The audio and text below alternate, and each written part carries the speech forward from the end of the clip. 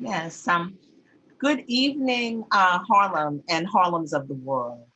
This is Terri Wisdom, and this is Harlem Network News. And Harlem Network News, for those of you who are just joining, is a new media platform. And Harlem Network News birthed, since we're going to be talking about Mother's Day today, or launched at the onset of COVID. And it has truly, truly, truly been quite a journey. I mean, we started with the pandemic and death and destruction, particularly here in Harlem. And then we transitioned to George Floyd, Breonna Taylor, Black Lives Matter, trying to figure out Let me watch this. in this world. And it has just been more than a journey, more than a notion. We went through the March on Washington, the election, the insurrection, and into the inauguration. And now here we are, and we're still here and still we rise. I have some incredible mothers here with us today. And I guess what I'd like to do is really start with Reverend Rhonda McLean-Nur. And I see that Sandra Bell has just joined us, and we're hoping that she will open up her camera so we can see her. Okay. I'm trying to figure it out. Okay. I'm on my phone. Okay, we're waiting for you. Just keep figuring it out. And, I'm sure, Let me see if I can find it. yes, if you can mute any background sound. I don't know where that. I'm moving away from it. Okay, thank you so much. Okay, so I have some incredible mothers, warrior sisters here with me today who have been on this motherhood journey. They are mothers, they are grandmothers, and I have the Reverend Rhonda McLean-Nur here with us. I have Aissatou Bey-Grecia here with us, and I have Sandra Morris Bell here with us as well. So Reverend Rhonda, if you would just greet the Harlem Network News audience, and please, as is the custom, let us open in prayer, a prayer for our mothers. Thank you. Thank you, Sister Terri. Greetings, everybody. Jambo, assalamu alaikum, Mengadef, Shalom, Alafia, and all the ways that we greet one another, greetings. We want you to speak to that which is of your higher self, or that or whom you pray to right now, to take a moment. And if you don't believe in anything else beyond yourself, then take a moment with yourself and with us as we go from secular to sacred space as we honor mothers.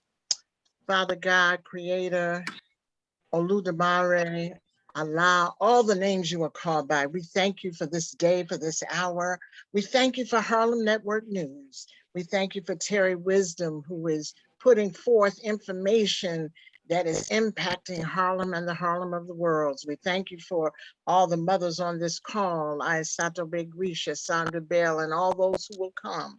We thank you for our families, for our lives, for our health, and we're asking that you come into this space right now in our Zoom virtual world. Be with us, be with our minds and our hearts, that we speak our truths with power, with integrity, and with substance. Be with us, guide us. We ask you to bless all of the mothers today who have given birth to children and who have nurtured children, those who have not given birth, but who have nurtured and guided and taken someone under their wing to mother them. We ask you to bless all the mothers, that they be able to continue to walk in your light and to have the sustenance, particularly of the African diaspora, the sustenance to keep going on in this harsh, harsh world. We thank you, God. And we ask you to go into each home where somebody may be lonely today. They may not have their mother today. They may not be able to go and touch somebody else. We ask you to bless them and let them know that they are thought of and that they are not alone. We thank you, God, for the gift of motherhood, and ask that we move along the paths with our generation, the generations after us, and the generations after them, to remember that motherhood is a sacred, sacred, sacred position to hold. And we give thanks for it. All these blessings we ask. Amen. Ashe. Amen. Thank you so much, Reverend Rhonda Akanke McLean-Nur. That was extremely, extremely powerful. And I would just like you to share, Reverend Rhonda, what motherhood has been to you, what the experience is, and what your relationship was or is to your grandmother and to your mother, because we all stand on the shoulders of our ancestors and our mothers. So if you would just share a little bit about that, because I know that your mother is still here with us, which is Yes, and I am so thankful that my mother is still here at 87 and is the matriarch of our family. And much of my mothering journey has been much like my own mother's. I did things a little bit differently, but for the most part, I have the same values and the same philosophies as my own mother. I had one child, Rashawn Khalees Hilson, okay. who passed away 7 years ago at 36 years old. And he was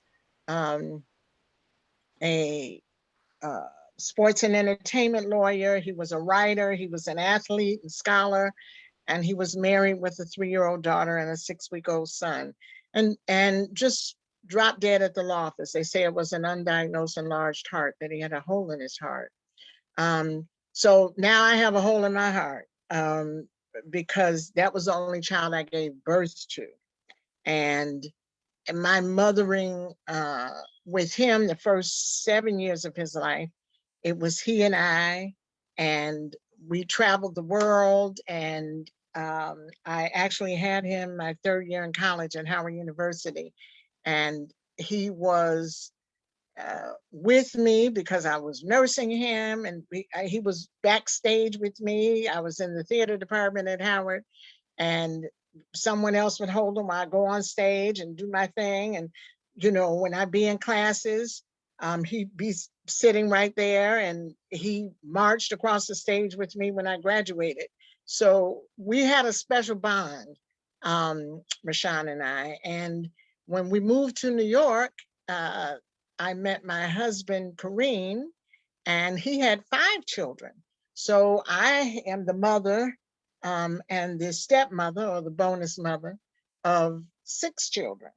And it was an amazing and is an amazing journey.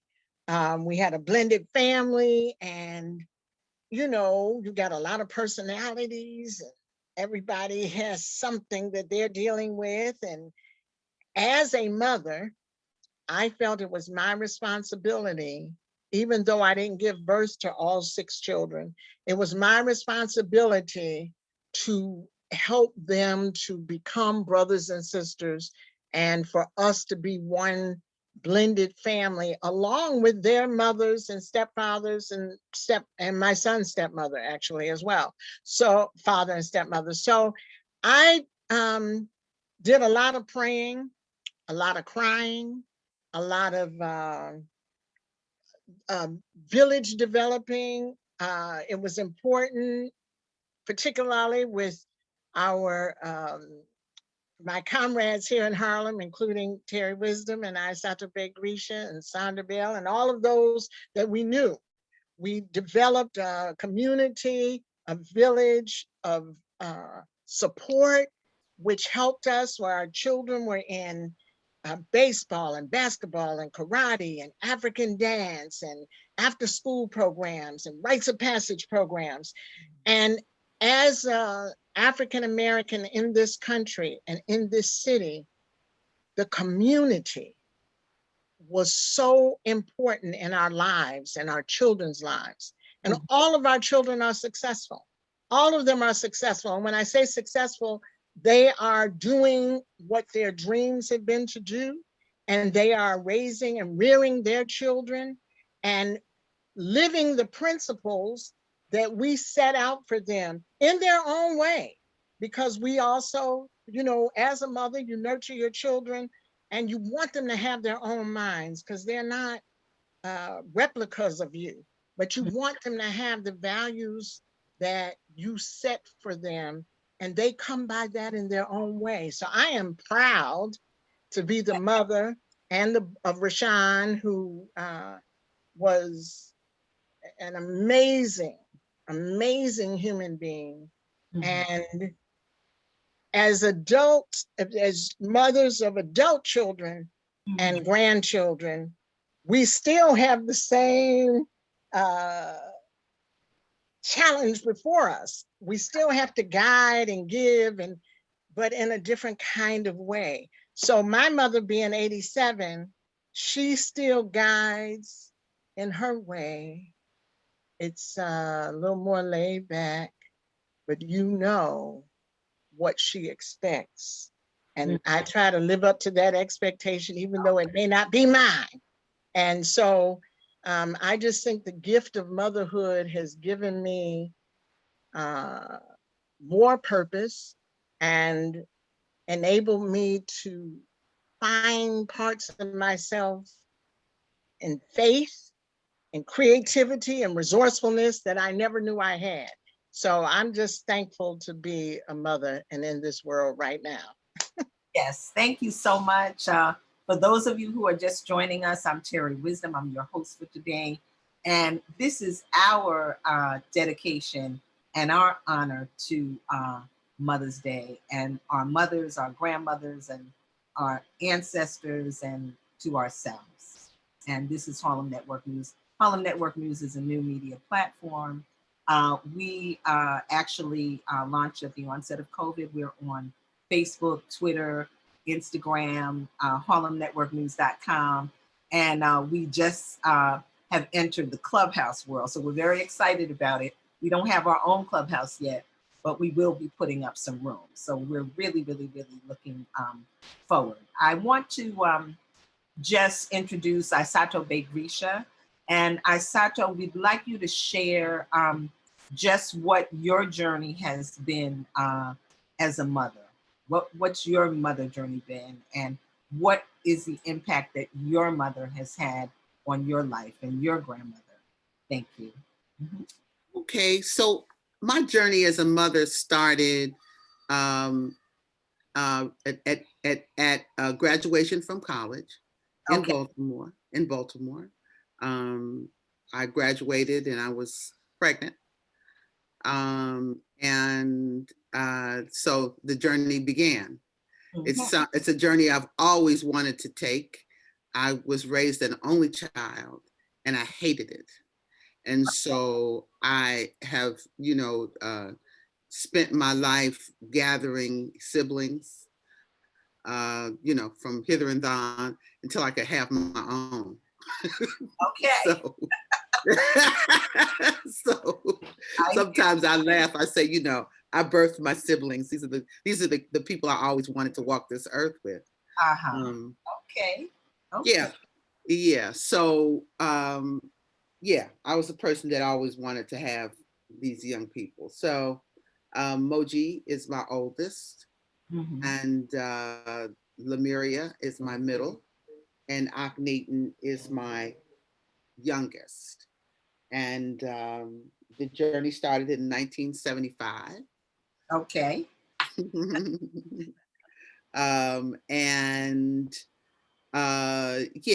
It started in 1975, and I was terrified.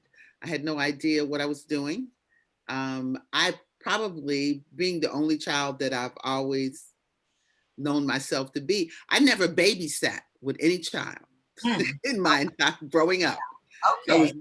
I never babysat. I never had a desire to, and no one ever asked me to. They knew I was very self-absorbed, and very much an artist in my own head. That's basically what I did. So when I decided I was going to go forward with this motherhood thing, I delved deeply into study. I probably studied it harder than anything I've ever studied. I was a vegetarian, so I had to, that was a challenge because I didn't know any vegetarian moms. Okay. I didn't know, especially any women of color who were embarked on the journey with vegetarianism. So I had to, study that. I was in Baltimore, and unfortunately, Moji was my second pregnancy. I'm sorry. I lost the baby that I was pregnant with at graduation, and Moji was my second pregnancy. Okay. And so everyone believed that the reason that I had lost that first child was because I was a vegetarian. Okay. So I had to prove them wrong. So Moji was sent soon after that misstep in my motherhood journey, and pretty much right afterwards. And she was 8 pounds and 16 ounces, and very healthy. And I was vegetarian. So you were a forerunner. You were ahead of. I did not know. I didn't know any vegetarians. And what I did was the Golden Temple, which was these were the, you ever see the folk that have the head ties on, the turbans, that a lot of them run the health food stores. They had a big health food store in Baltimore, and they I went and studied with them, because they weren't women of color, but they had birthed vegetarian babies. They were vegetarian as well. They ran the health food store. And so I went and studied with them. And this was 1970, 75, 76. And they saw me through till I had this very healthy baby. And when I was pregnant, the doctor informed me that I had a large cyst the size of a grapefruit on my ovary, and that I would probably not be able to conceive again. And so I had Lemuria then. Okay. I remember telling the doctor, "Who are you talking to? I know you're not talking to me. I mean, it's not possible." So I had Lemuria. Lemuria's 18 months younger than her sister. Okay. And then I still had that huge cyst. I was in high risk pregnancies, and they were telling me that, I was going to have all these, problems. So then 2 years later, I got pregnant again. Okay. And had Akanke. And Lemuria was a little smaller, but Akanke was 8. He was another 8 pound, huge baby. And I still had the cyst. My children slept on the cyst. You could see in the sonogram with them laying on this huge cyst. Okay. I hear you. And so after him, I decided to, because they scared me actually, and I had it removed. But and so that was it. And I had a lot of support. I was able to not only have my own kids, but I could also be an example for other women of color who were interested in having children, who were, at that time, we were vegetarianism, and the attention to that kind of health was very important. So my mom lived here in New York, and I was in Baltimore, but she was very, very supportive in every way that she could be. She was, of course, afraid because I was, walking uncharted territory from what she could see, but she supported my decision. not without some kicking and screaming and, you know, some other kinds of advice, but I knew she was trying to give me the best possible advice she could give me. I had also a group of sisters who, there were some of them who were younger, and we all worked together to nurture our lifestyle, to nurture our spirituality. And these children were part of that spirituality. This is what we had decided we were going to do to see that the earth and the community had to be enriched and to be the best that we could be. That was our offering. That was it felt like that was the best thing we could offer. And I still feel that. I feel that that our children are our wealth, and they're our salvation, just in terms of as a community and as a nation. And that the best thing that we can do, if you're able to conceive and to nurture and to raise, and that's fabulous. And if you're not, then find some child somewhere and nurture and raise and bring them with the consciousness of our struggle and of our triumphs and of the things that are necessary for us to flourish in this land. And it's not just us here in America, because I've traveled a lot, and the challenges are similar. And it's what colonialism brings. Colonialism brings a certain level of trauma. Yes. That's long lasting and generational. Mm-hmm. And the way that we can best combat is by bringing strong individuals into the community to the best of your ability. I mean, you know, your kids, as Khalil Gibran would say, come through you, but they're not of you. So there's a lot that you're not going to be able to make them do. And, you know, so to me, the goal is to bring strong thinkers and, you know, give them as much information as possible and as much more integrity and moral fortitude so that they can make good, positive decisions. And that may manifest itself in many, many different ways. But if that's the core of your lessons, then I feel like you can't go too wrong with that. And I feel like that's what my family and what my mom did for me. She helped me to develop a strong moral fiber and a level of integrity and a manifestation of a love for our people. And my people were not, you know, the people that raised me were not particularly conscious in the way that those of us that came through the 60s would like to call ourselves, but they were good Negroes.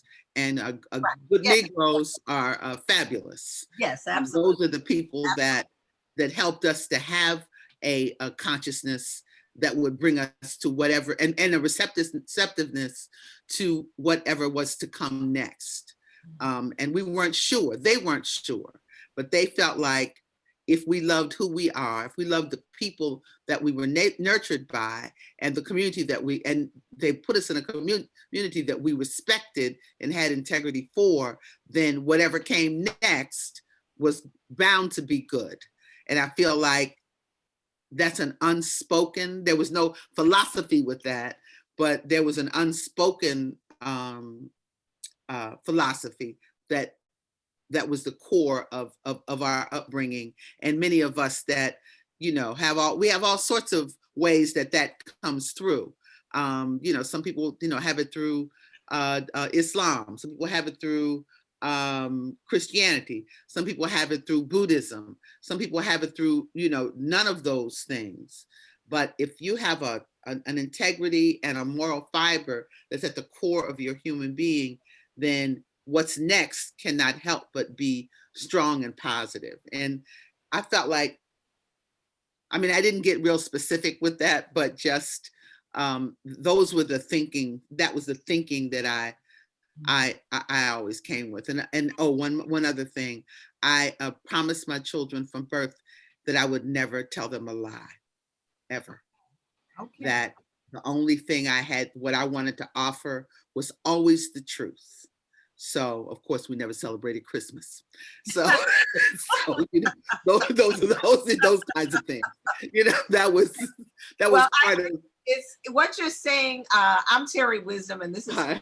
and this is our honoring ourselves as mothers, honoring our grandmothers, our ancestors, our mothers, our children, our mates.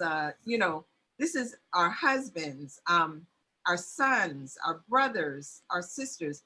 This is us honoring the mother thing, and that's and we're Harlem mothers. And when I say Harlem, Harlem is a state of mind.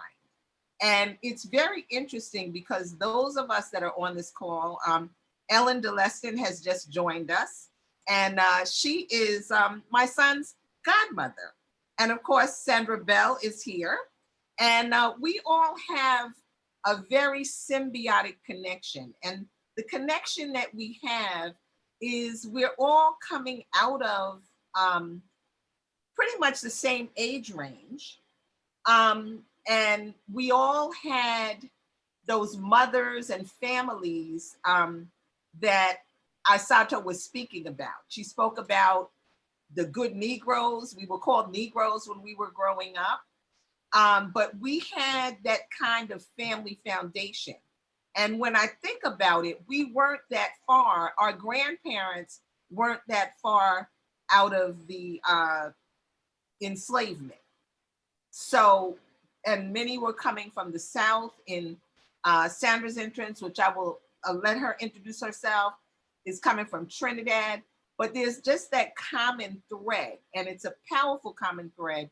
And all of us that are here on this call have a connection through our children, you know, and we had a common thread of things that we wanted for our children, and particularly because we came through in the 60s and early 70s in the time of revolution and term of Black power and all kinds of different transformations for health. As Aissatou said, she was a vegetarian. And all of us also had our children young, which is another kind of thing. You know, Reverend Rhonda McLean, Akanke, said that she had her son when she was in college, and different people in college used to babysit. And, you know, Rashawn walked across the stage with her. Aissatou said, you know, she had her child straight out of graduation and college. I had my child, you know, at the end of college and my first job as well. You know, so those are some common threads. And I know Sandra had her child young. Sandra, would you like to say a few words? Sandra Marston-Bell. Yeah, a few words. Yes. I have a few words. I'm right in the middle of cleaning up this place here. So I'm trying to do it before I get real tired. Okay. Anyhow, I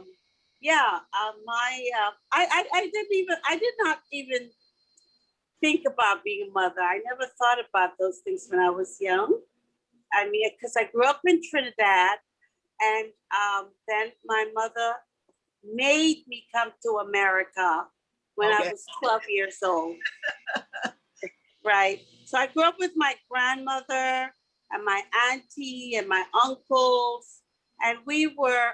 I grew up with on my dad's side of the family, and they were all artists. My uncle Ken Morris was like the most famous, considered a natural treasure of Trinidad and Tobago. So I grew up in a household where, you know, we made what we call art, carnival. We were carnival people. We designed, we made costumes from hat to shoes. We hired the band. We cooked the food, everything. And of course was exhausted on Ash Wednesday. But that's the kind of environment I grew up in. And I certainly did not think about being a mother. I watched all those beautiful girls come in there to see my uncles and them. And these were some fly women. And they didn't look like they had any children to me. So some of them, there were a few white girls in there. They had sports cars with the convertible sports cars. And I wanted one of those. And I wanted to wear red lipstick with red nails and be like all these women I saw come in and out of our I could call it a masquerade camp where we made our costumes and everything. And everybody came through. So, and I was my mom wanted her kids all together here in America. My mom had 4 kids and I was the youngest between my mom and my dad. And she wanted all her kids here and made me come. It was a terrible, terrible experience for me. Okay, to come from Trinidad, where I was like a little gem, and here in America, where they tried to beat me up at the school. Okay, so the mother was not in any place close to it. However, nobody told me anything about like the whole sexual thing, really. It's like they, the Caribbean people, they avoid these conversations. They make innuendos and things like that. So I ended up meeting a guy who was my boyfriend, and which hell, I didn't know what about a boyfriend. It was a guy, he liked me. We were going to school, and I ended up getting pregnant. Didn't even know I was pregnant. I thought it was the pizza I was eating every afternoon. You understand me? So anyway, I ended up having my first son, Chris, which he was a complete joy for everybody. And my mother and my auntie and all of them took him over, right? They are the ones who really raised Chris. And then as I grew older, I became more involved. I was like the daddy, they were like the mamas. Okay. Right? Okay. Right. So that's how I started. And I mean, motherhood is not easy. No. But I'm here, and I have my other son, Rodney, where I am right now here in Los Angeles. He has a restaurant lounge here downtown LA. Okay, and let us know what's the name of Rodney's restaurant. It's called District 7, DTLA, downtown LA. Okay. It's on the right. So he has been closed for a little over a year with the COVID, and he just reopened for special event last Sunday. So I'm here to help him get organized, because he has lots of guys around him, but they need some women around here, honey, to get this stuff straight. So I'm here right now helping my second son. His dad lives out here as well. And I'm here to help organize things, and I'm enjoying it. When they hear Rodney Mama coming, everybody straighten up. Okay. All right. Okay. And I must say that Sandra is an incredible cook and just a master chef. And like I said, it's a very interesting thread, because this is Harlem Network News and I'm Terri Wisdom, and we're talking about motherhood and what our journey has been. And I've had a connection to all the women on this call through motherhood, through our children. Sandra and I are both filmmakers. We both attended WNET Film and Television Training School. We worked on many things together. I was actually pregnant with my daughter when I was in the training school, and they cut me no slack. I had to lift the cameras, walk, do everything, but it made me a stronger person. But I had the honor of working with Sandra when she was pregnant with her youngest son. And I was her support in some ways, because she was working in the control room at WPIX. And sometimes she was having rough pregnancy times, and I would go in there. I'm not gonna say what was going on, but I'd be like, okay, you can't do that. Do this, do the other. So I think, and when my children were young, I took them everywhere. And I think that was us in the 60s and 70s. If we went to a party, we took our kids with us. If we went to a play, we took our kids with us. If we went to a picnic or outdoor concert, we all had our children with us all the time. And I just remember my children were running up and down and doing different things. And Sandra was always trying to help me to get these little kids in order. So quite a journey. We have with us Ellen DeLeston, and Ellen's story is a special story because all of Ellen's children, and they are many, are children that she did not birth. You know, Ellen was there for me with all of my children, and she is my son Ali's godmother. And it's kind of like when I was pregnant with him, she's a singer, and I'll let her introduce herself, a songwriter, an educator, and she moved to California. And I remember thinking to myself, well, how can she leave me? You know, like, what am I gonna do? Like, I need her here with me to help me get through this children's journey. And as Aissatou said, I believe that we were all figuring it out because in the 60s, late 60s to 70s, everything changed in the world. So we were paving our own way. We had the foundation of our parents and our families, but we were figuring out what we thought was a new way and an innovative way and a cultural way to raise our children. So we were pathfinders. Ellen, introduce yourself and chime into the conversation. I'm trying to multitask here. I just got a text saying I'm supposed to be in a meeting like now. I'm like, okay, I thought it was later. Okay. How can I chime in? What can I say? I'm a mother of many children. I don't have any of my own children that I have birthed, but I've been a teacher, a godmother of many. Seems like most of my friends who had kids wanted me to at least be the godmother of one of their children.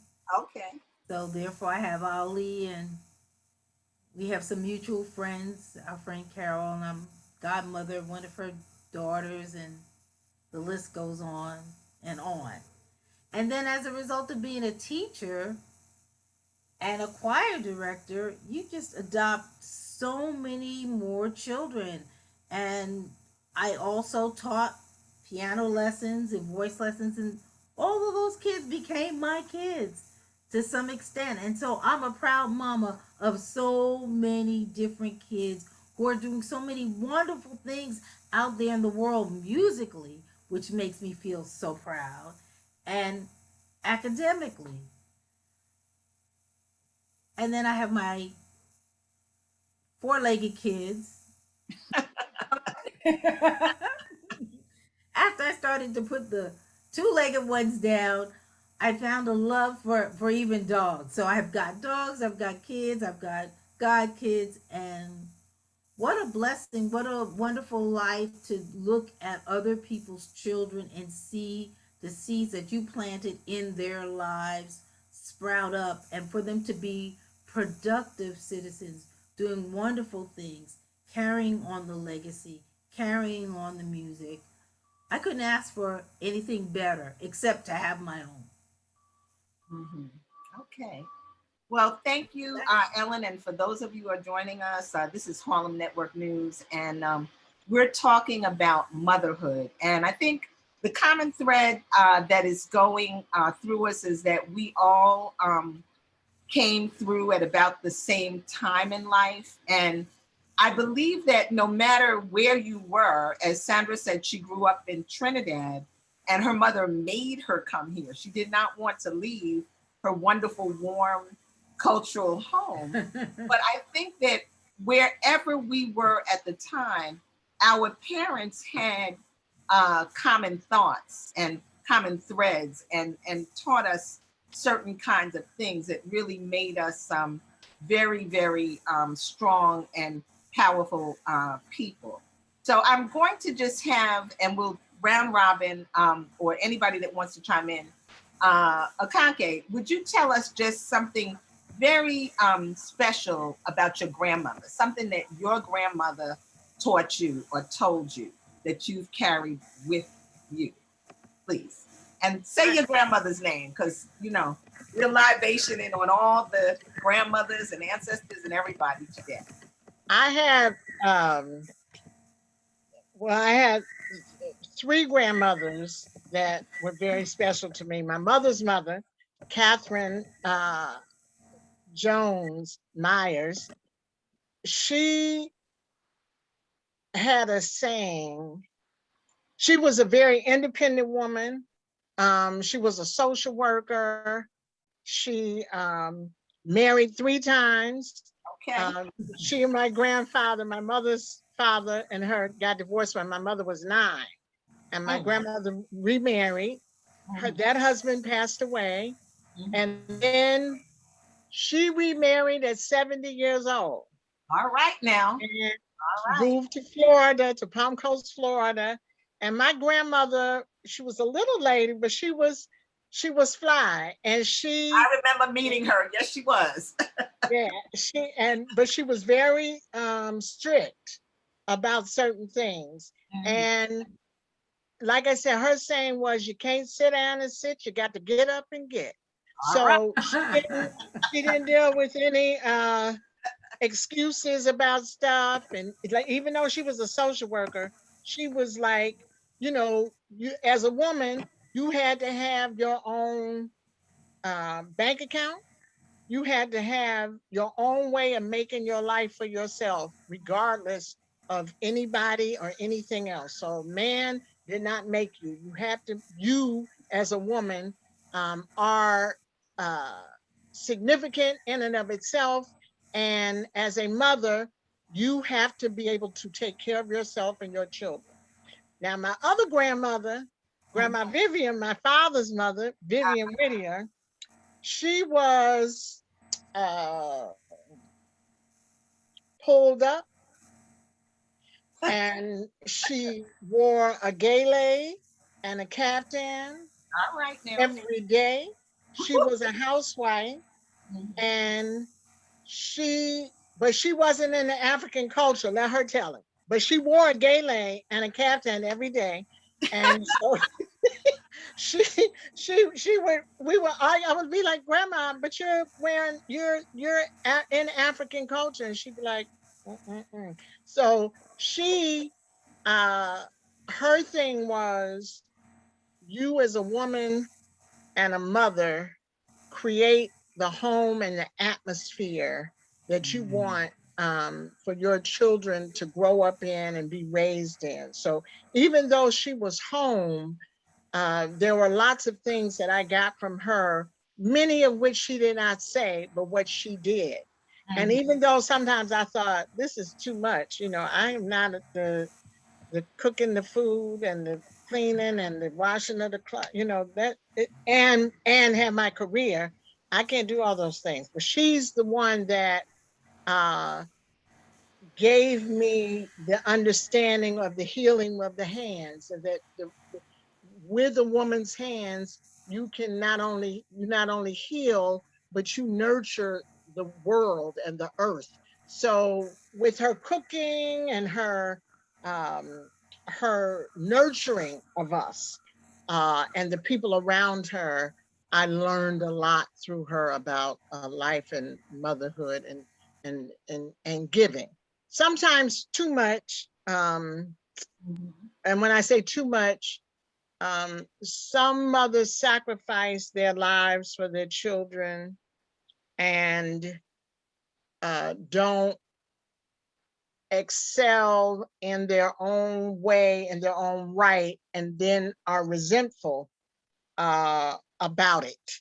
And I think my grandmother, on my father's side, at a certain point, kind of missed an aspect of her life and the other things that she could do in the world besides being a homemaker and a mother and wife. So and then my mother's stepmother taught me crocheting and knitting. I never learned how to knit, but she taught me crocheting, and she tried to teach me how to knit, and making things for the family and creating things in your household. But she was the arts person in terms of arts and crafts, and she taught special education. So I think she was a major influence with me on working with children and wanting to do things with children. So I learned tenacity and independence from my grandmothers, from all three of them. Yes, yes. Thank you for sharing. And there are those of us that are here on the call that have our mothers still with us.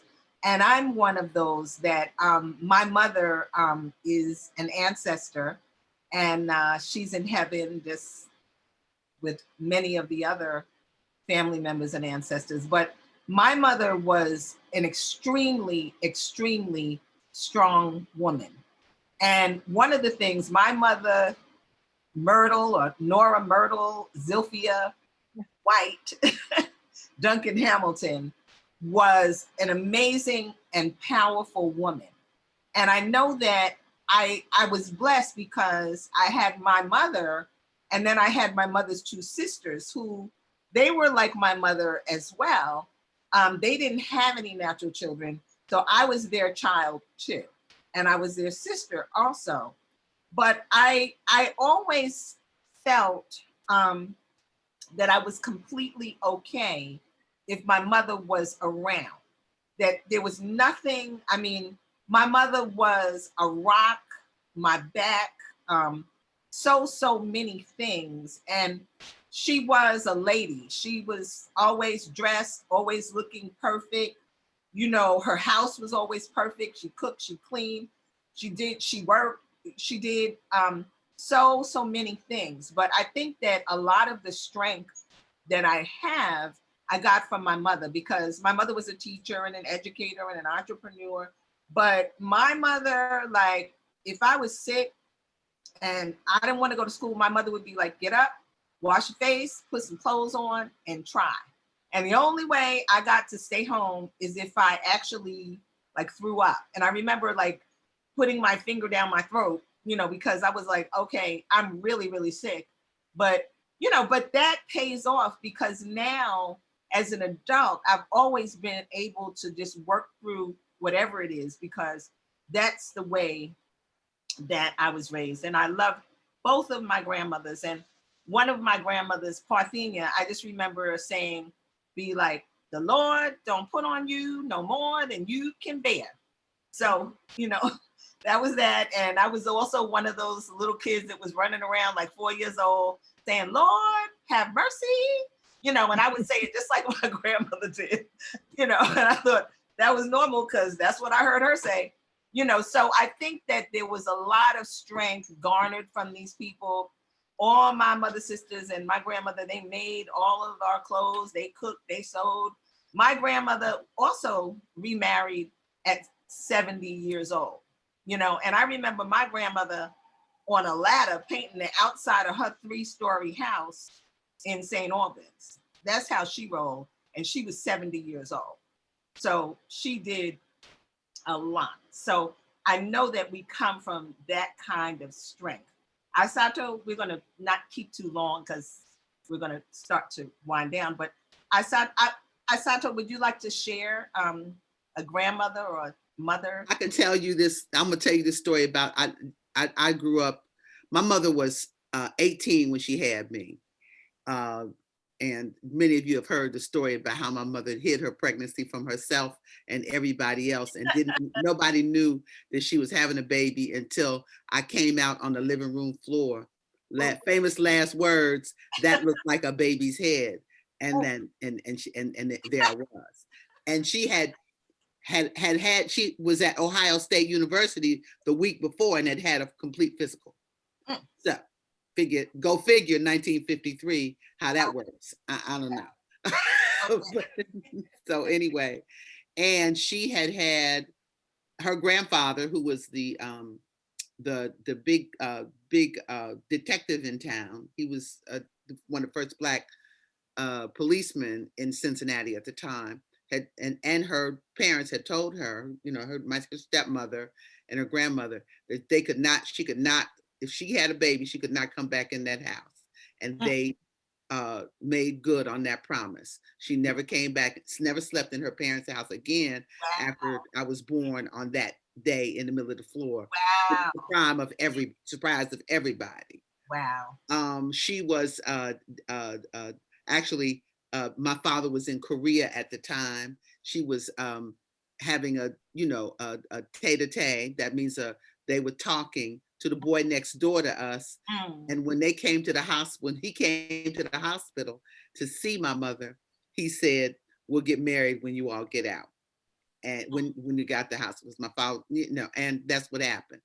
And I was raised as his daughter. I didn't find that he was not my biological father till I was an adolescent. Wow. Okay. But I wanted to tell the story about my great grandmother on the side. Otis Sims was his name. He lived next door. So I grew up in his family. They were from Washington, Georgia. His parents were sharecroppers. And they had come, from Georgia, migrated from Georgia to Cincinnati.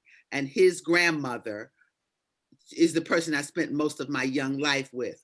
I say that because my parents then, they were 18 and 19 years old now that I look at it. Right. They were not at home. So me and my cousins spent most of our time with Big Mama. And Big Mama was Big Mama. And Big Mama had, Lucy Sims was her name. And she came from Washington, Georgia. And they were sharecroppers. She cleaned white people's houses. And her husband, Willie, my great-grandfather, he did their yard. And that's what they did. When they came home, they talked about the white people the whole time. That's all it did. That's what they did. Okay, she told me this story that I just want to tell you. Please share, teach. Okay, so this story, she used to tell me the story all the time and I could not understand why.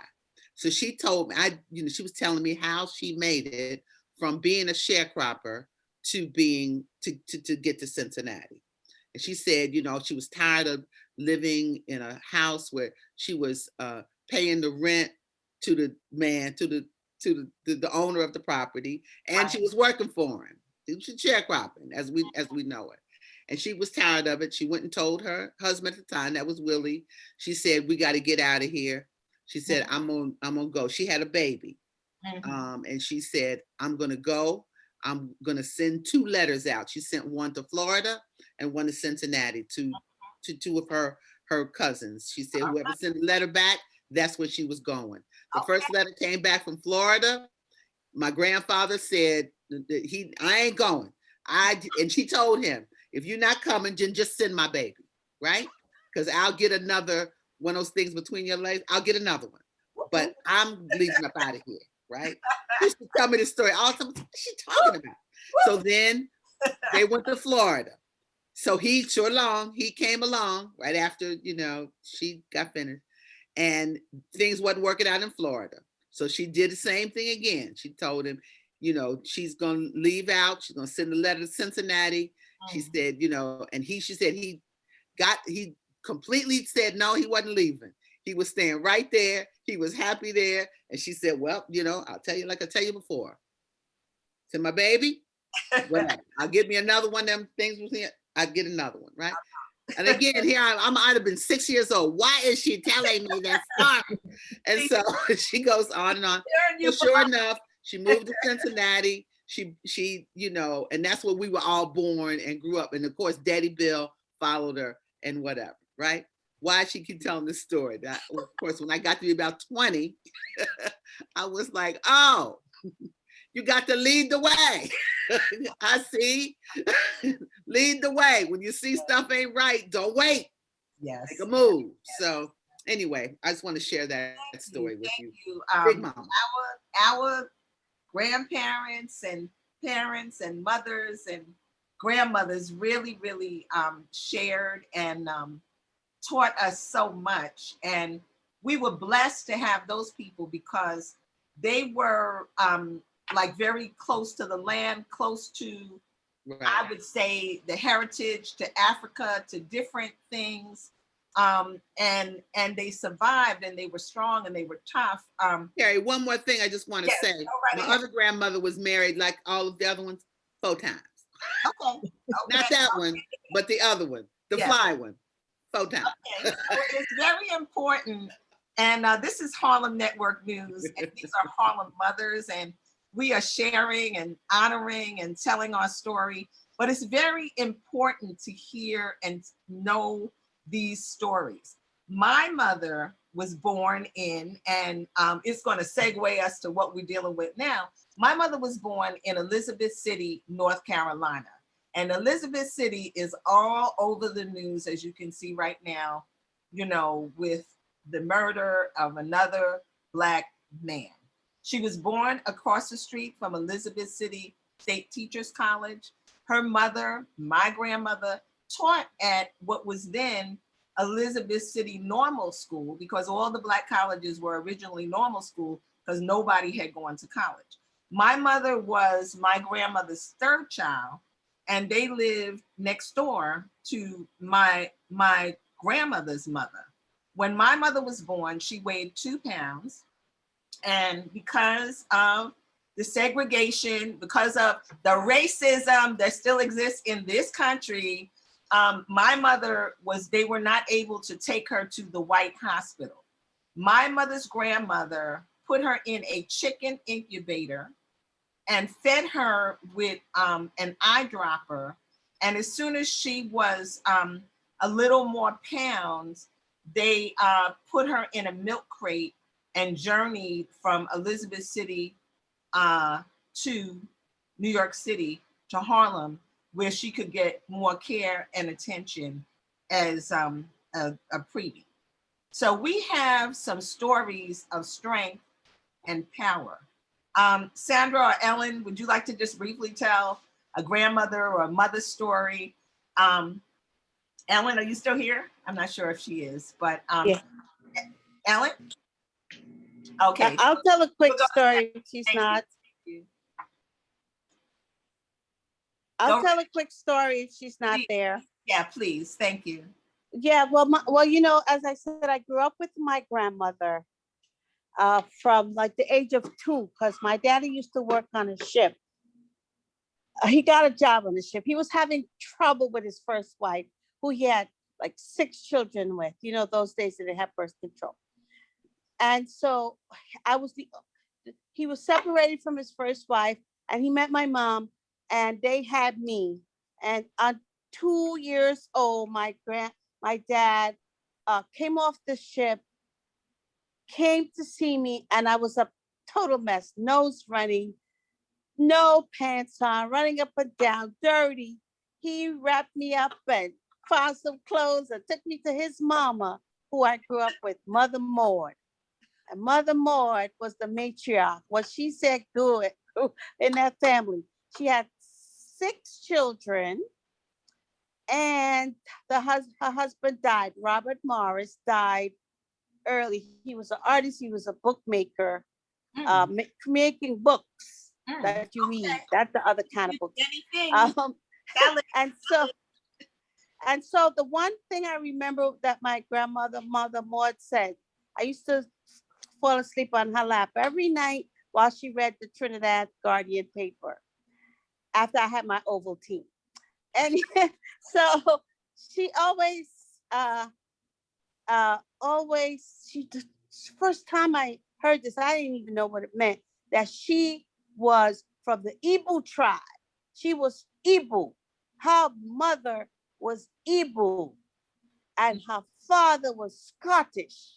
Okay. I remember, I didn't know I don't even think she knew what Igbo was.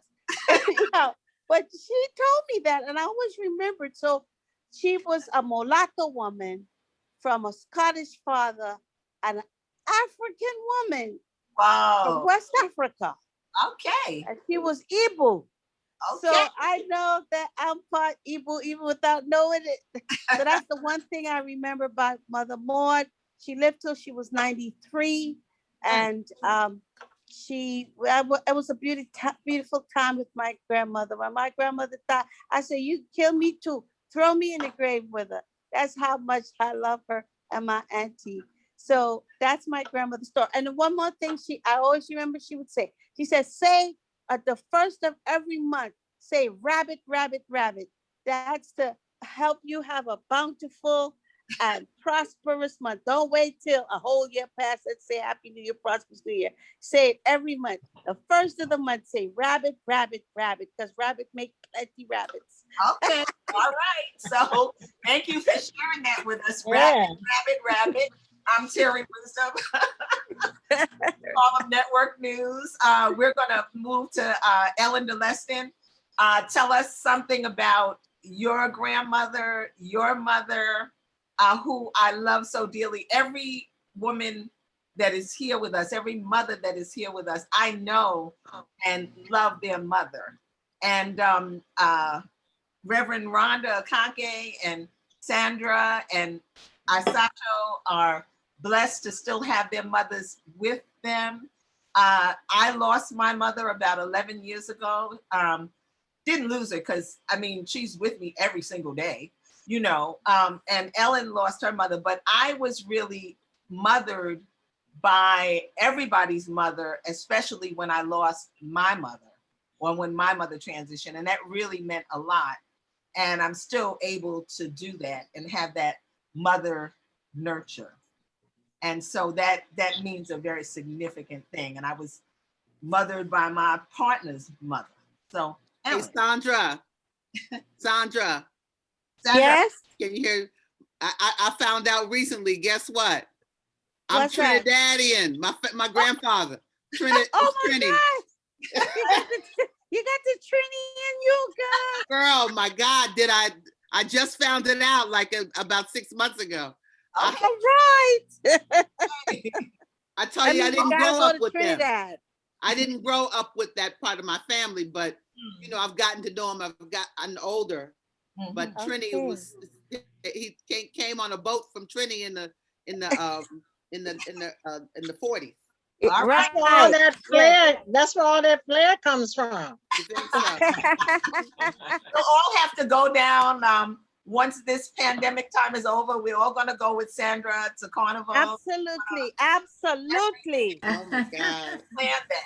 Yes. This is Harlem Wow. News, and this is Terri. 2022. Come on, let's go. Let's do it. go. Let's do it. Okay, Yes. so Ellen, please share with us a mother or grandmother story, please. I'm going to share my grandmother's story since everybody's sharing grandmother's story.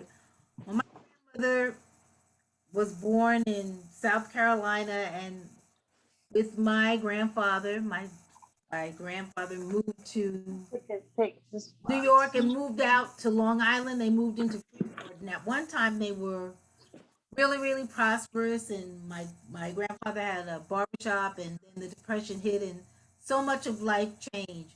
But what I remember of my grandmother, she was something else too. I mean, she was a firecracker. She also got married at 65 for the second time. Okay. I mean, Yeah, my mama too. well, what I My loved, mama got what I loved remarried about my at 70 years old. yeah, it's like when I was in college and I told everybody I gotta go home because my grandmother's getting married, and they were like, "Who's getting married?" And my grandmother's getting married. My grandmother got married also at 70 for the second time.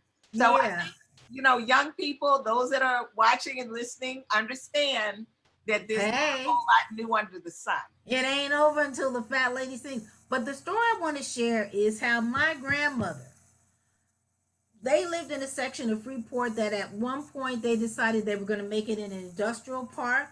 And so they were buying up all the properties, eminent domain, and basically they wanted to offer my grandmother some money for her house and told her to move and find another house. But she said the money they were offering her was not going to pay for her house, which was paid for. And she told them, I am not moving until you find me a house of equal or more than what I have. And the mortgage must be paid because I don't have a mortgage. And everyone in that neighborhood slowly but surely moved out. And as a kid, I was trying to figure out what's going on. I mean, this was once a bustling neighborhood, and now the store moved, the church is gone, the neighbors next door are gone, but my grandmother's still here. She said, I'm not moving until they find me a house that is of equal or more than what I have, and the mortgage must be paid. Well, long story short, she was the last holdout. And let me tell you, they found her a house of more than what she had. almost triple the size. Big old house in Port Long Island. I visited there. Paid Mm.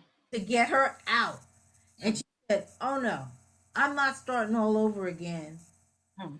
because they want this piece of property. So I learned that tenacity and being dogged about what you want and standing up for what you want and not being afraid to speak truth to power can be a wonderful defense against people just coming and taking your property and whatever. My grandmother had a small house, but it was on a nice plot of land. And I'll sneak another little story. My grandmother used to cook on a wood burning stove. Mm. Yay. Eventually, they outlawed them. And right before they outlawed them, my dad had brought a new stove for my grandmother, and it was like the Cadillac of wood burning stoves. I mean, you had like 3 or 4 different levels, and she'd have dinner going on one level, breakfast on the other, and Wow. heating up. And I mean, the best food you ever ate came out of that wood burning. Wow. That's deep. Woo. Okay. And I remember when they, served her with a summons, you got to get rid of the stove. Mm. So she had just gotten it, and it was cast iron. It was huge and it was heavy. Well, my uncles picked up that stove. They said, we are not throwing this stove out. And they put the stove in the backyard Mm. and used that for our barbecues. Wow. And Okay, so you were at barbecues. the And the big 4th of July, that's where we would go to my grandmother's. And we'd have barbecue going on with the wood burning stove.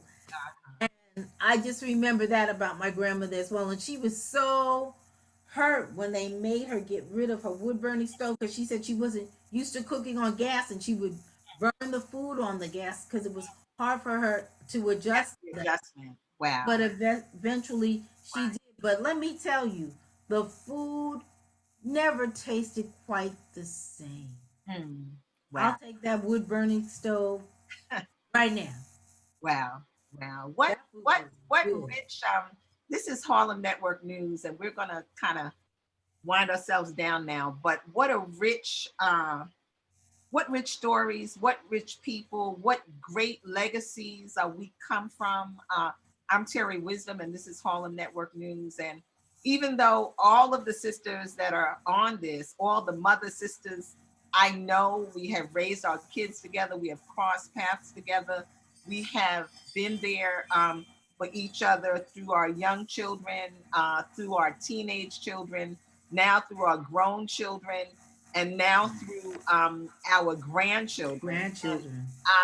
Aissatou is the only one here that is a great grandmother, and we had the honor, Reverend Rhonda and I, of being at the birth of her great grandchild. And so there's just so much richness and the support of sisters. I will quote Queen Afua and Lady Prima, heal a woman, heal a nation. That's a very, very, very real factoid. But I wanted to just briefly shift a little bit. You can find Harlem Network News on Instagram, YouTube, Facebook, Twitter, harlemnetworknews.com. And we just joined Clubhouse, and we get ready to break out our Clubhouse room. We're very excited about that. But I wanted the sisters here to just weigh in, because I would be amiss right now with the week that we've had with Tim, the Republican, saying this is not a racist country after, what was pretty much a decent speech by President Biden. But then the backlash of it is the next day of them being put on the spot, and President Biden, saying it's not a racist country. And then aghast, our Vice President Kamala Harris saying that as well. So I just want to know how people feel about that, and what can we do? What can we? Because we are the backbone, we are the leaders, we are the trailblazers, we are the people that's going to stand up for our homes.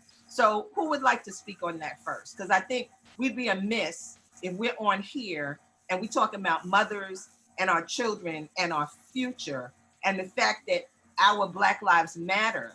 Okay. And as someone said, I don't know if it was somebody that mentioned the trauma, I think Akanke did, the trauma that we have gone through as a people in this country.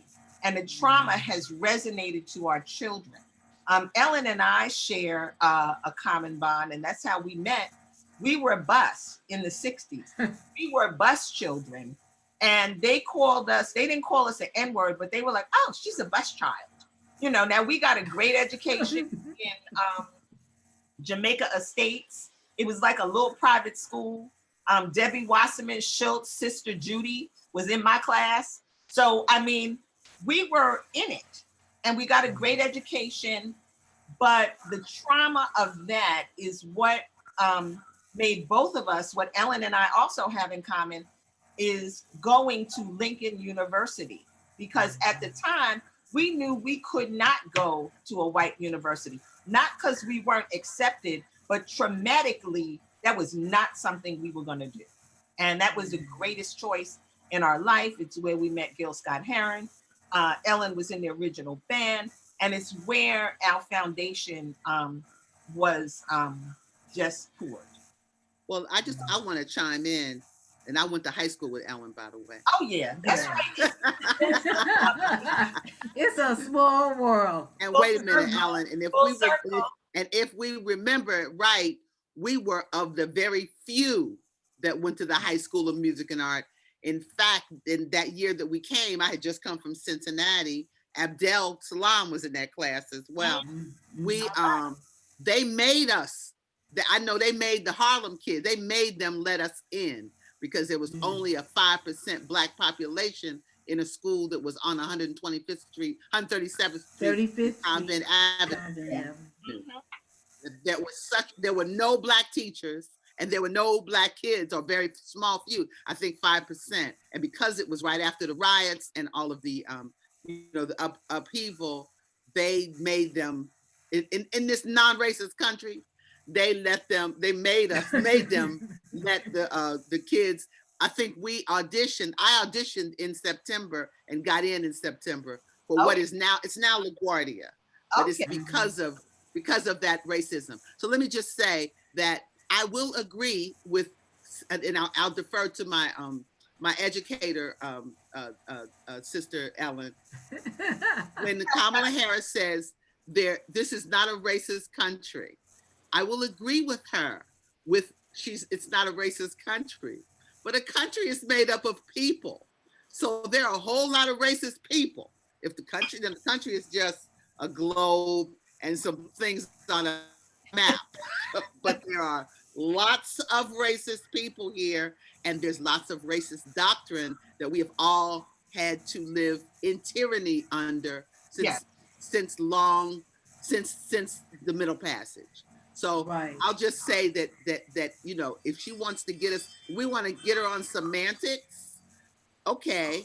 But the reality is, this level of tyranny, that this country is systematic, it's generational, and we are still living with it. I mean, they haven't had an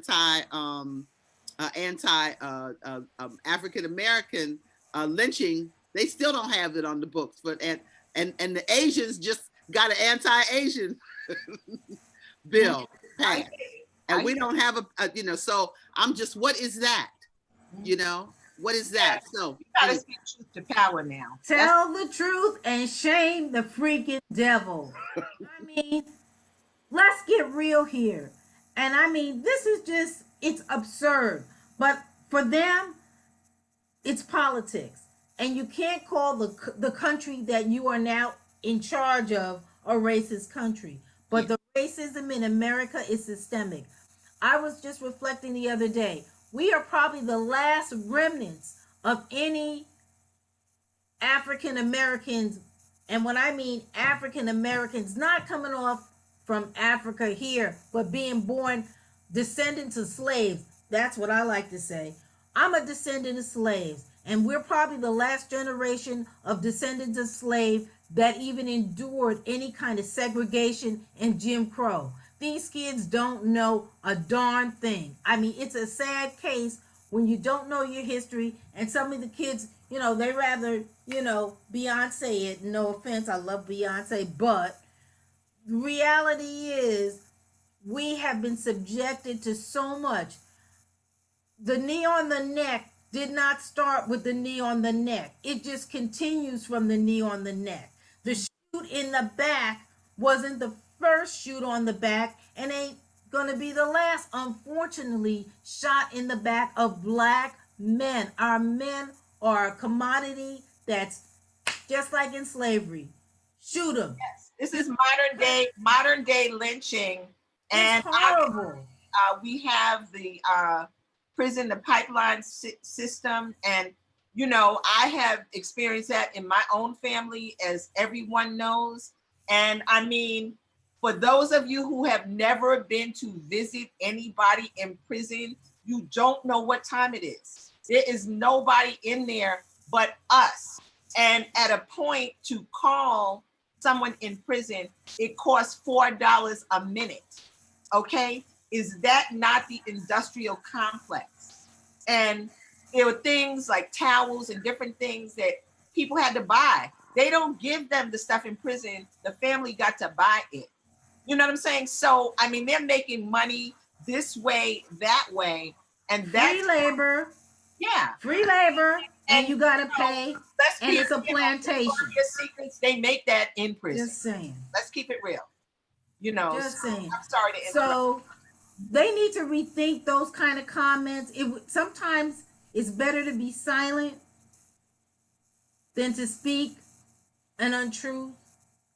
And yeah, the Asians have gotten more in the working for them because of this Asian. And I have a friend who is Japanese, and now she's carrying mace because she's afraid, and I get it.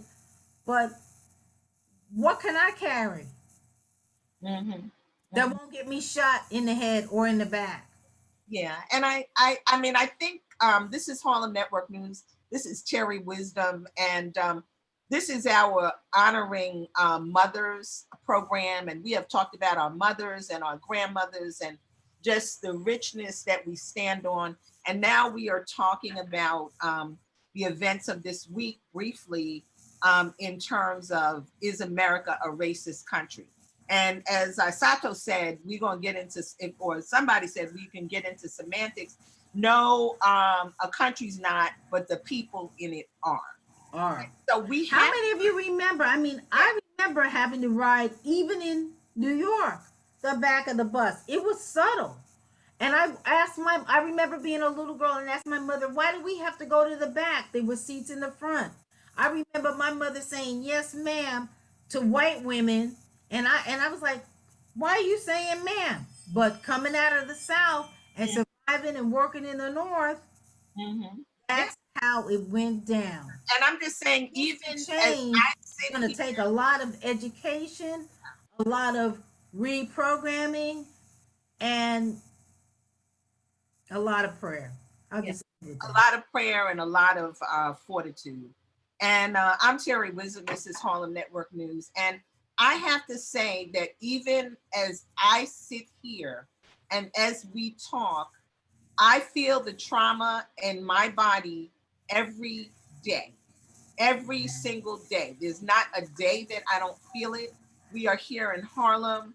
When I go outside and there's police, I'm thinking if I see them, I try to turn another street, because I don't want to get stopped. And I have been stopped and I have been taken to jail for nothing. You know what I'm saying? So it's a real trauma, and the fear that we have for our children. I had to say to my grandson, that's 17, he has a license and he can drive good. And the other granddaughter said, well, can he drive us to McDonald's? And this is out in Long Island by Southampton. And I was like, no. And she was like, well, why can't he? He can drive good. And I said, he can't because he's Black. That's why he can't drive to McDonald's, because he's Black. And you Black, and y'all are teenagers. So no, he cannot drive you. But I'm just saying, that's how I had to say it. I can't miss no words. I can't make believe that this is not a racist country, because we're talking about life and death. That's what we're talking about. So we got to tell the truth. As Cornel West said, we got to tell the truth, because if we don't, we can't peel back the layers. And Vice President Kamala Harris, we love you.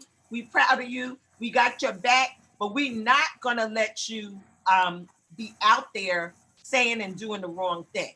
We can't allow that. And that's And not this us, is, that's not and us I hate to giving say our it, this, apology, but we're gonna pull you up. We're gonna pull your coat. You're gonna be accountable. It's not that kind of party now. We can't. and this is the issue also, because I I hesitate to say it, but I've said it in private to friends.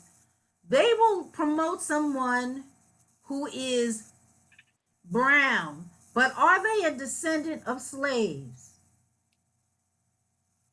Now, God bless Barack. I love him. But Michelle is a descendant of slaves, and you can tell based on her demeanor rather, and attitude. Mhm. Kamala, But let's be say let's be she clear. though she no, let me finish. Though she grew up in our environment, there is a different mindset, and I think different genetic even disposition to look at things because of where our history has come from. So there is, I think, a difference in people that willingly were have families migrated here and found success here, or and experience racism also because of their color of skin, versus those of us whose great grandparents plowed the land, built the buildings, and scuffled for what we have. And the miracle is that we have what we have. We have taken nothing and made it so much. We have taken nothing and made it Harlem Network News. I mean, think about it. They set us free, and they didn't give us a check, and they didn't give us a dime. Yeah. So it's Well, I think Our 40 acres and a mule either. go ahead. I think I don't know. I'm gonna continue to pray for Kamala. Where?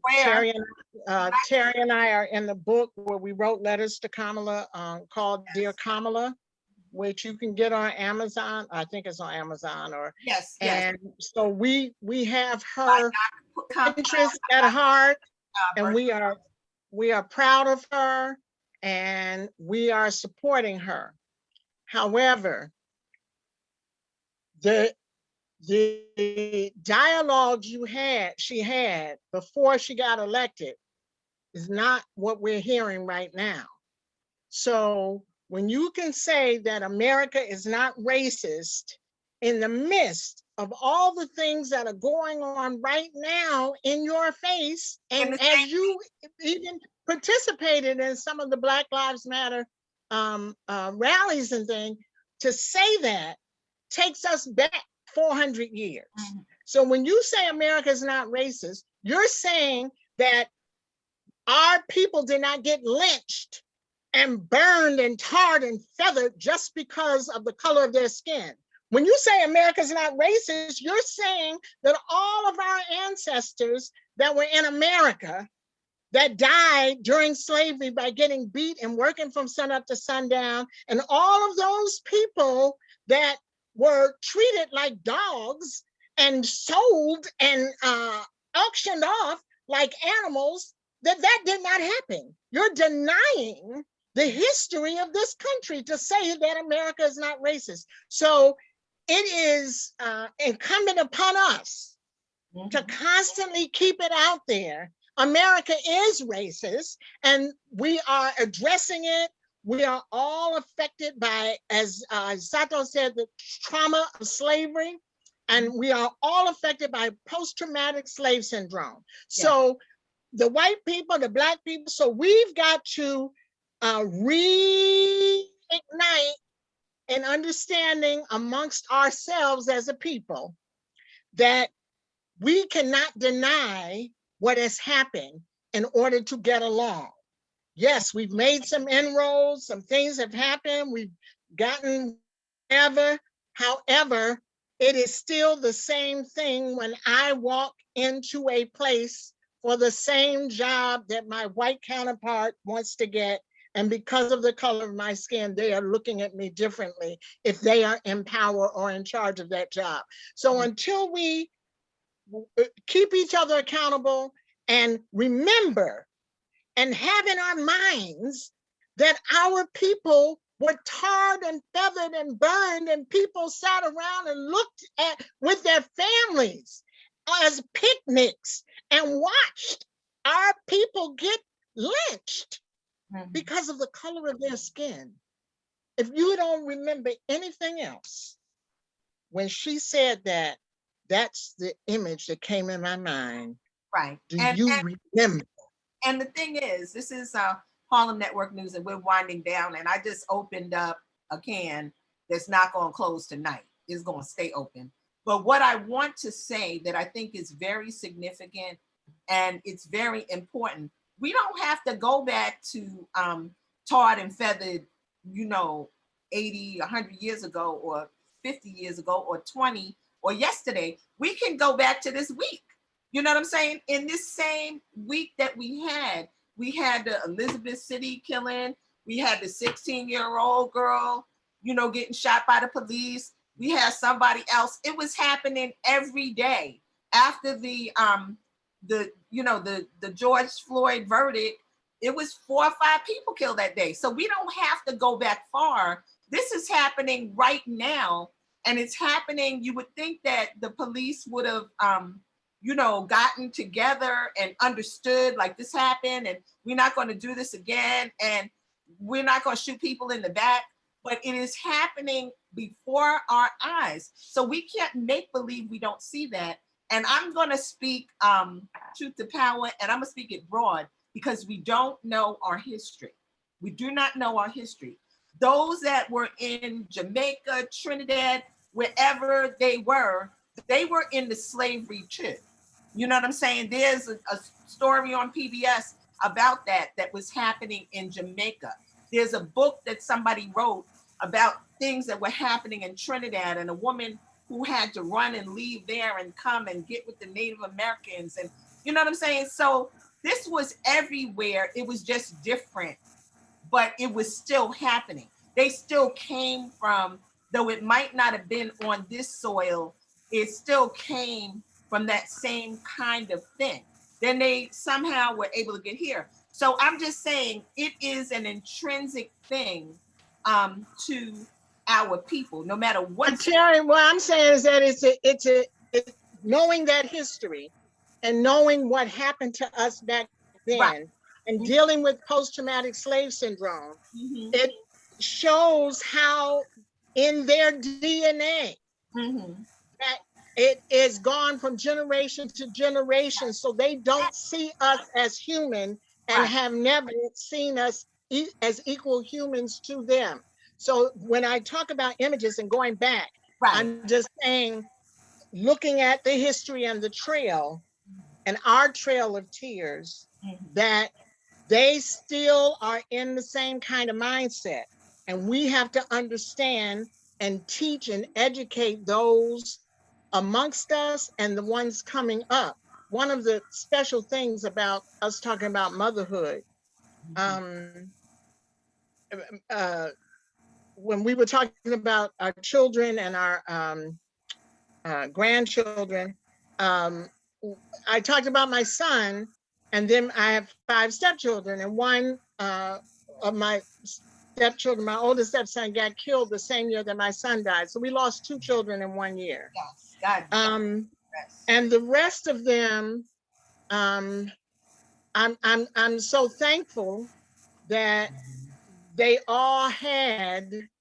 And while, yes, I am very sad and I will grieve for the rest of my life for both of them, but I am also honored that the children, my children, Kabira, Kadira, Khadijah, and Karubian, who are still here, a doctor, a principal,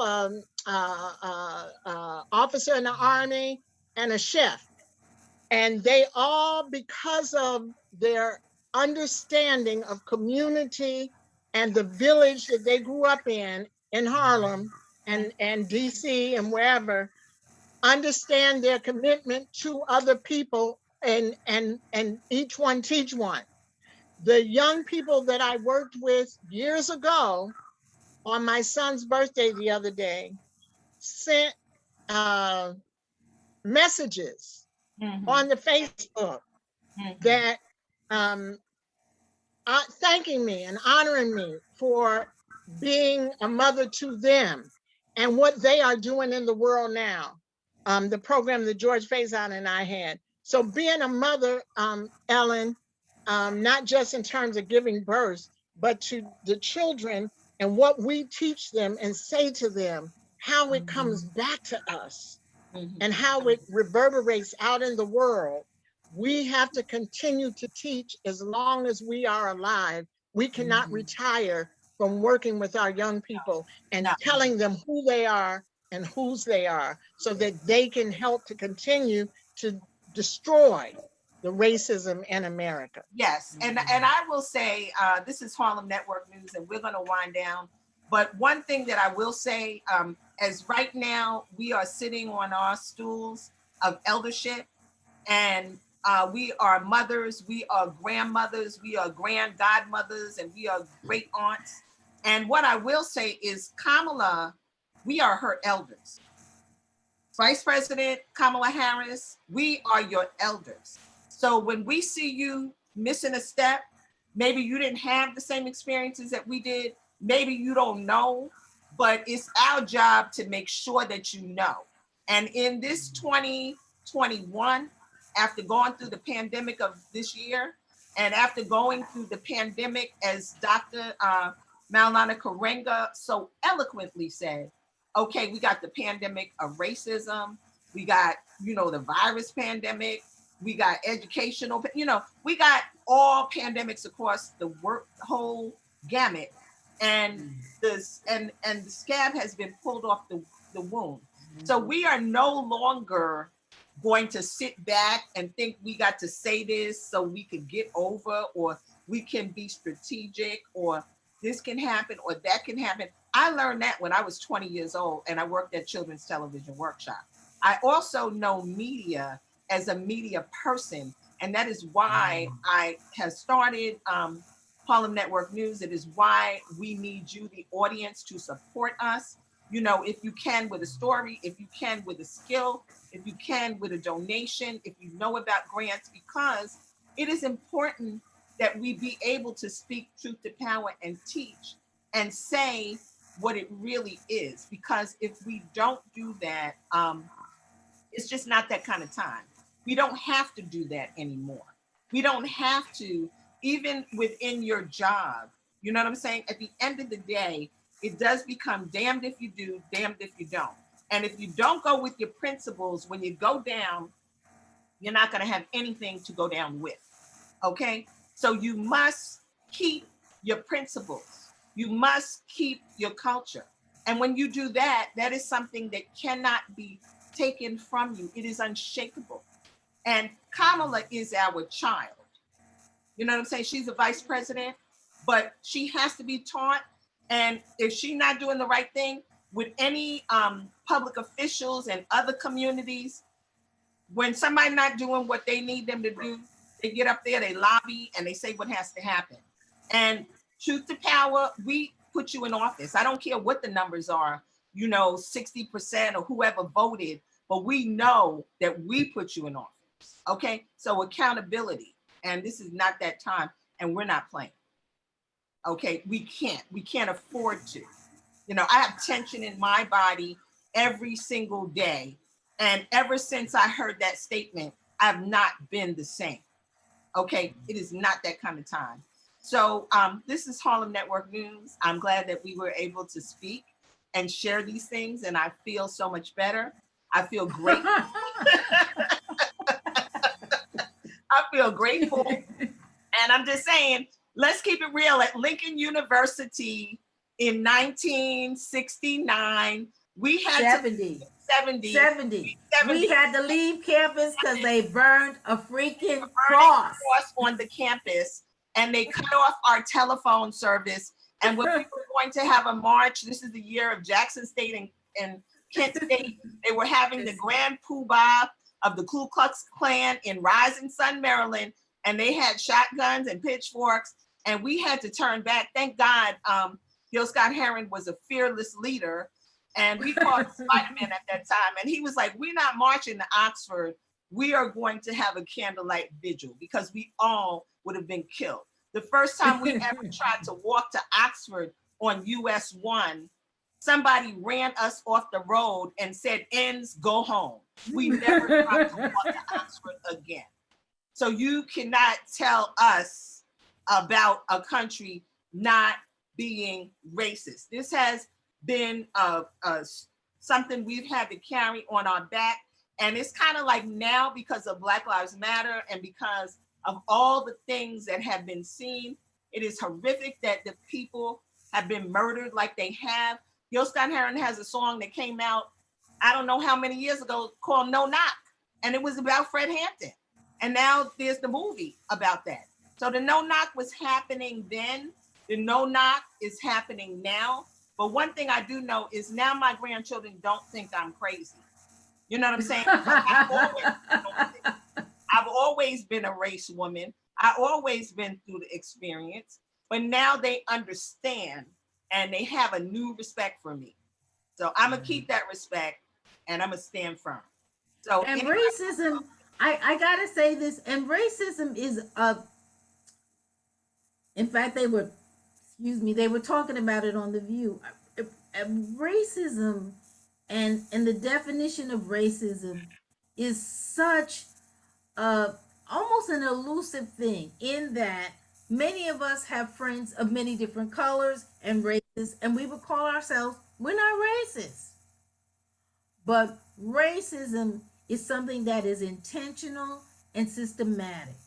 And I guess I refer back to what Aissatou said.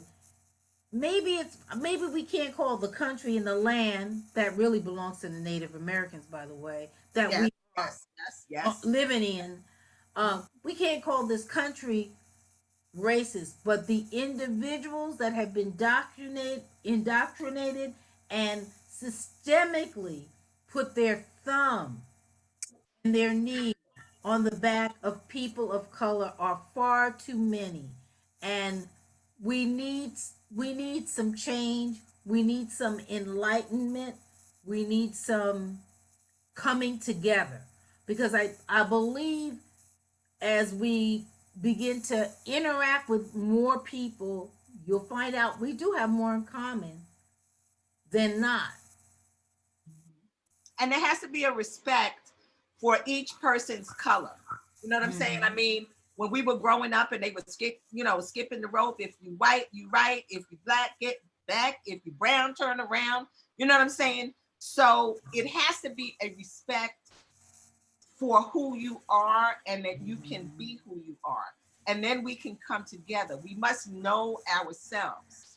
We must know ourselves. So we have a lot of work to do, but I think we're prepared to do it. And I mean, it's bad that Vice President Kamala Harris said that. It's bad President Biden said it. It's bad that Tim, what his last name is, said it. You know what I'm saying? However, it's actually good they said it, because now the conversation has started and now we're speaking truth to power. And we also are very woke now. You know what I'm saying? We came up in the late 60s, early 70s. We were woke. We were always woke because we saw assassinations in front of us in our lifetime.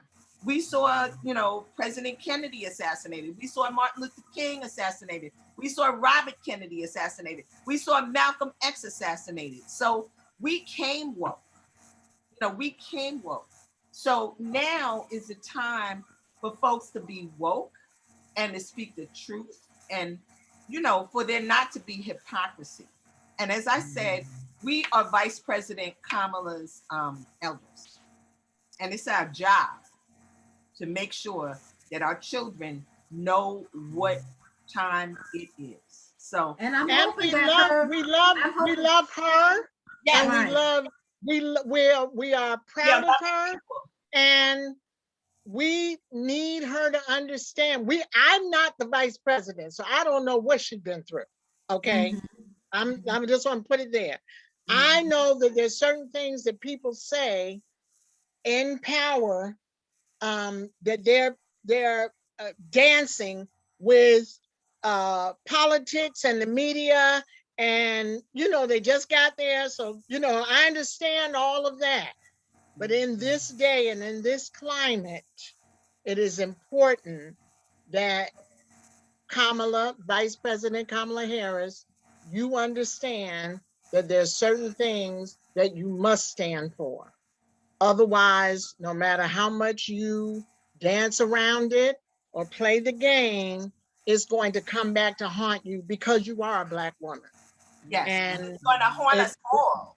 it will haunt us all. It's going to haunt So us all, and we're not going to allow that to happen. We have And come. hopefully she has mentors and I was gonna say, hopefully she got a her. community around her Yeah, and That's right. Who obviously, will speak to her and and and and and say, let her know yeah, no, you can't do it. yeah, and we are how we, the community around her, and we're the speaking. community, feel about it. Obviously, I speak as a media person. The people that were around her missed a step, because when Tim came out the one day and then she went on a show the next day, you know what questions they're coming from. You know what is going to be said. And him speaking right after President Biden, that was a media ploy. They had him on the air as long as President Biden. He was speaking for 20 minutes. You know what I'm saying? And it was a close up. You know what I'm saying? So these are little media techniques which we have to be aware of. Is the media the message, or is the message the media? And And of it's course they use a Black man to deliver that message. How convenient. like kind of alluded like maybe he's going to run for president. You know what I'm saying? This is media strategy. Let's be clear. Let us be clear. And so, as a media person, I know what time it is. I know what happened, and I know why it happened. And they, even with, let's be real, even with, Vice President Kamala Harris feeling that she had to say that, we have all worked at the networks. Okay, I have, and they have had to tell me to say something, and I didn't do it. And the reason I didn't do it is because I knew, even if I said what they wanted to, if they were going to fire me, they were going to fire me anyway. You know what I'm saying? And if they're going to fire me, I'm going out with some integrity. I learned that when I was 20 years old. You know what I'm saying? I learned that the first job I had at Children's Television Workshop. So I'm just saying that we have all been in those positions. You know what I'm saying? But at the end of the day, when they want to take you out, they're taking you out. And I also feel, I'm going to just say this like this, and this is Harlem Network News. This is Terri Wisdom, and I'm passionate about this. But I am saying that I understand that by her saying that, that caused some dissent. Now all the Black people are up in arms, like, how could she say that? You know what I'm saying? And it makes us have to not be, not necessarily against her, because it's not that, but it's bigger than that, because we have integrity, and that's making us have to speak and teach.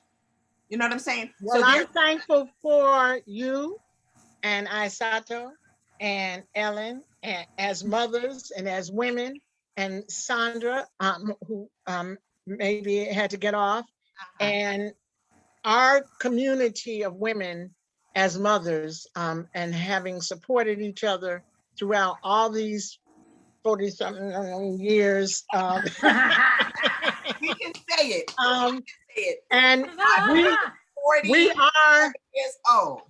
and will continue to be accountable to each other as women, as educators, and as mothers, grandmothers, and great-grandmothers. Great-grandmothers. Or until we are no longer here. So for all the other mothers out there, would you give us a closing, just Yes. a closing word to bring this the spirits full circle, so that we don't have to leave with our heads going. Yeah. I'm gonna tell you all, I feel a lot more peace and better since we had this conversation, and it's such a blessing being with all of my sisters who have been with me in so many different things, so many different ways, so many different issues and concerns that I've been through, and I've been with y'all on that too. I think Akanke, something just happened, but I know she's getting ready to come back. But yeah, it takes a village. And really, I guess, as cooler heads prevail, I think about the saying, come, let us reason together. Mhm. And that's what we need to do. And we may not agree on everything, but we have to tell the truth. Yeah, yeah. And I mean, that's the statement, and the truth shall set us free. Amen. So that's what. Not only set you, it's going to make you free. Yes, yeah. So I look at it, even I'm quoting, but even I remember like Queen Afua saying something like every lesson is a blessing. So it is. We have to look at the blessing of it, and how we can just work with it. Reverend Rhonda, are you here, and can you close us out? Okay. She must be in the thing. Well, Give me 1 second. Okay. All right. So we'll let our prayer warrior and our songstress Ellen till she gets to 1 second. What you doing? What you got for us? Well, say that again, Terry. I guess I missed it. Okay. I said Ellen, who is our prayer warrior, as we all are, who is our songstress. What you got for us? What do I got for you? Yes. I can only think of Gene Carn. All we need in this world is to have a time of peace. That's what we need. We need peace. Reverend Rhonda, take it away. All right. Okay. Woo. Let's all breathe. Okay. Breathe. Breathe. Hey. Exhale. We are so glad, Father God, Creator, Mother, Oludamare, that we were able to come together and have a conversation and share our triumphs and our challenges about motherhood, and remembering our grandmothers and all the mothers before our grandmothers, and all the lessons that we've learned. We just are thankful for the opportunity to share. And we are thankful for those who are in high places that are making decisions about all of our lives. And we're asking you to go into the White House and go into Congress and go into the Senate and go into the places and touch the minds and hearts of the people, so that these conversations can come into some kind of an alignment where we are growing as a people, as a community, and as a nation. We thank you, God, for motherhood and for all the mothers of the world, and for our individual families and lives. May we continue to grow and love and prosper. Amen. On peace, amen. Ashe. Have the blue. Yes. Way. Thank you. And thank you for the strength, because it's a war out here. We're fighting for our lives. We're fighting for the lives of our husbands, our mates. And most importantly, we are fighting for the lives of our children, and not to be afraid, and the lives of our grandchildren, as they step in the street. So that's it. We need peace for our children, so that they may live a better life. Wow. That's it. Okay. Hey. Okay. Okay. So thank you. Happy Mother's Day, everyone. This is Harlem Network News, and we're healed. We are healed. Thank you. Good night. Blessings.